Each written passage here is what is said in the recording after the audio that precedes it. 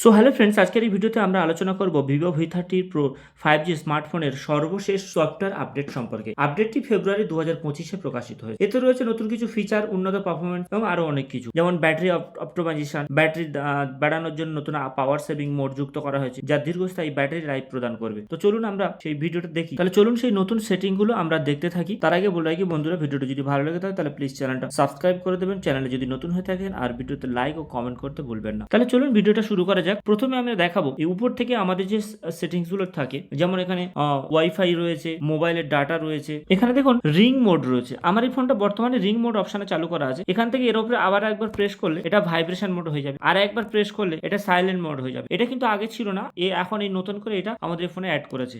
এরপর আরেকটা দেখুন আই প্রোটেকশন, এটা আমাদের সরাসরি এখানে যুক্ত করে দিয়েছে। এই আই প্রোটেকশনটা করলে কি হবে না, এখানে যদি আমরা এখানে মারি তাহলে ফোনটার কালারটার সঙ্গে সঙ্গে চেঞ্জ হয়ে যাবে, তাহলে চোখের এই যে কালারটা আছে সরাসরি চোখে লাগবে না। এরপরে আর আই প্রোটেকশনটা কেটে দিলাম। এরপর দেখুন ডার্ক মোড, এখানে একটা ডার্ক মোড যুক্ত করেছে। এই ডার্ক মোডটা দিলে দেখুন ফোনটা সঙ্গে সঙ্গে কালো হয়ে গেল, বিভিন্ন এগুলো সব কালো হয়ে যাবে। তারপর দেখুন এখানে ব্যাটারি সেভার রয়েছে, ব্যাটারি সেভার অপশনটা এখানে যুক্ত করেছে, ব্যাটারি সেভারটা দিয়ে দিলাম। তারপর এখানে দেখুন ব্যাটারি সেভার রয়েছে। এই ব্যাটারি সেভারটা যদি আমরা চালু করে দিই বা অন করে দিই তাহলে কিন্তু মোবাইলের ব্যাটারি অনেকক্ষণ থাকবে এবং চার্জটা কম পড়বে। তারপর এখানে উপরে দেখুন সুপার স্ক্রিনশট রয়েছে। এই সুপার স্ক্রিনশটটা আগে ছিল না, এখানে শুধু স্ক্রিনশট ছিল।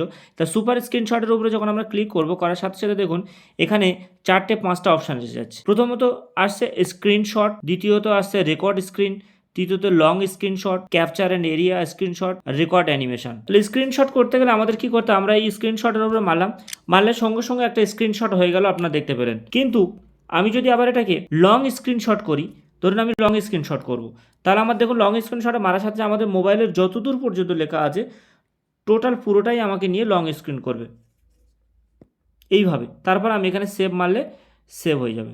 এরপর আমরা কি করব, ধরুন এই স্ক্রিনশটের উপরে ক্যাপচার এরিয়া স্ক্রিনশট রয়েছে, আমি ক্যাপচার এরিয়া স্ক্রিনশটের উপরে মারলো। তারপর দেখুন এখানে হাত দিয়ে ইশারা করছে তুমি কতটা নিতে চাইছো। ধরুন আমি এখান থেকে এইটুকু নিতে চাইছি, তাহলে আমি এটা স্ক্রিনশট করে এটাকে আমি আবার সরাতে পারি, এখানে এইটুকু হতে পারে, বা এখানে আসতে পারি, বা এখানে আমি কোণে নিয়ে চলে আসতে পারি, বা এই ধারে নিয়ে চলে আসতে পারি। এটা আমি এভাবে সরিয়ে নিয়ে স্ক্রিনশটটা আমার যতটুকু প্রয়োজন ঠিক ততটুকু স্ক্রিনশট করতে পারি। তারপরে আরেকটা জিনিস আমরা এখানে দেখুন নিচে দেখুন রেক্টেঙ্গেলের পরে হচ্ছে রাউন্ডেড আছে। এই রাউন্ডেড উপরে যদি করি তাহলে দেখুন আগে রেক্টেঙ্গেল যেমন ছিল ঠিক একটু চেঞ্জ হয়েছে। এটাকে আমরা ছোট করতে পারি, বড় করতে পারি, আমাদের নিজেদের সুবিধা মতোই আমরা এটা করতে পারি। তারপর হচ্ছে সার্কেল অনুসারেও আমরা স্ক্রিনশট করতে পারি। তারপর দেখুন হার্ট, মানে লাভ চিহ্নের মতো ঠিক এইটুকুর ওপরে আমরা স্ক্রিনশটটা করতে পারি। বা ধরুন আমরা পপ, এই দেখুন এই কালারটার উপরে আমরা স্ক্রিনশটটা করতে পারি। তারপর দেখুন ক্লাউড, মেঘের মতো করে আমরা এটাকে স্ক্রিনশট আনতে পারি। তারপর এটা দেখুন আমরা হাত দিয়ে মনে করলে ধরুন আমরা এখান থেকে এইটুকু নেবো, এখান থেকে এইটুকু নেবো, সেইটুকুই আমরা স্ক্রিনশট নিতে পারি। এখান থেকে এইটুকু নেবো, এটাই স্ক্রিনশট নেব, বা এখান থেকে এইটুকু নেবো, এটাই আমরা স্ক্রিনশট হয়ে যাবে অটোমেটিক।